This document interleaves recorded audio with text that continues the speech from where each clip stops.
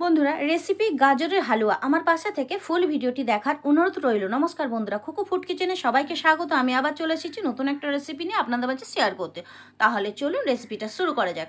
এখানে আমি 1 কেজি গাজর নিয়ে ভালো করে ধুয়ে ছাড়িয়ে নিয়েছি।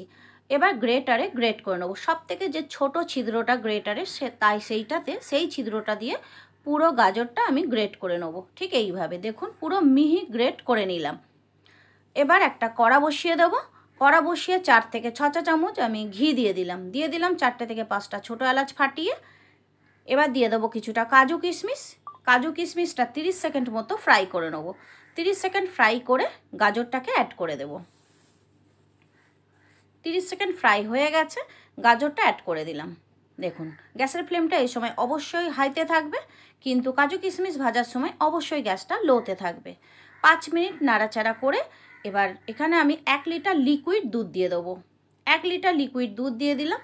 1 লিটার লিকুইড দুধ দিয়ে দেওয়ার পরে আমি 5 মিনিটের জন্য ঢাকা দিয়ে দেবো।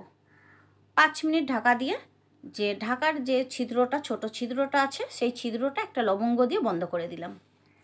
5 মিনিট পরে ঢাকাটা খুলছি।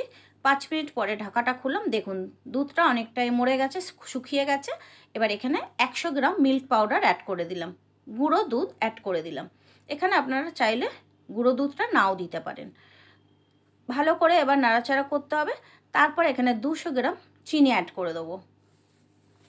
এখানে আমার 1 কিলো গাজর আছে, 200 গ্রাম চিনি দিয়েছি আর 100 গ্রাম মিল্ক পাউডার দিয়েছি। আর আমি এখানে দেবো 100 গ্রাম খোয়া ক্ষীর। বন্ধুরা খোয়া ক্ষীরটা অবশ্যই দিতে হবে। মিষ্টির দোকানে যেরকম গাজরের হালুয়া পাওয়া যায় তার থেকেও দ্বিগুণ স্বাদ হবে, এটাই অপূর্ব টেস্ট হবে। ছোট বড় সবাই খেয়ে খুশি হয়ে যাবে। এখানে আমি খোয়া ক্ষীরটা গ্রেটে দিয়ে দিলাম, গ্রেট করে যাতে মেল্ট হয়ে যায় ভালো করে। এবার এই দুধটাকে ভালো করে শুকনো করে নিতে হবে, অনবরত নাড়তে হবে, তা নাহলে তলায় আটকে যেতে পারে। তবে অনেকে গাজরের হালুয়া যদি এইভাবে একটু পাতলা থ্যাসথ্যাসে খেতে চান তো এরকম রাখবেন, আর তা নাহলে যদি শুকনো শুকনো খেতে চান অবশ্যই গ্যাসের ফ্লেমটা এই সময় লোতে রেখে একটু ধৈর্য ধরে ভালো করে পাক দিয়ে নিতে হবে। বন্ধুরা খেতে অপূর্ব হয়েছিল। লাস্টে 1 চামচ ঘি অ্যাড করে দেবো। আমার প্রায় হয়ে এসেছে গাজরের হালুয়াটা। আশা করি আপনাদের ভালো লাগবে। যদি ভালো লাগে বন্ধুরা প্লিজ একটা লাইক করে যাবেন, আর যদি ভালো লাগে শেয়ার করতে ভুলবেন না। পুরনো বন্ধুদের ধন্যবাদ জানিয়ে নতুন বন্ধুদের জানাই আমার চ্যানেলটা সাবস্ক্রাইব করে বেল আইকনটি অল করে দেবেন। যখন ভিডিও আপলোড করব নোটিফিকেশানটা পেয়ে যাবেন। আমার রেসিপি একদম কমপ্লিট। লাস্টে আমি 1 চা চামচ ঘি অ্যাড করে দিয়েছি। দেখুন একদম শুকনো শুকনো করে নিলাম। এবার আমি পরিবেশন করে দিচ্ছি।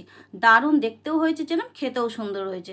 আজ এই পর্যন্ত, পরে কোনো ভিডিও নিয়ে দেখা হবে। ভালো থাকুন, সুস্থ থাকুন। আমার ফুল ভিডিও দেখার জন্য অনেক অনেক ধন্যবাদ।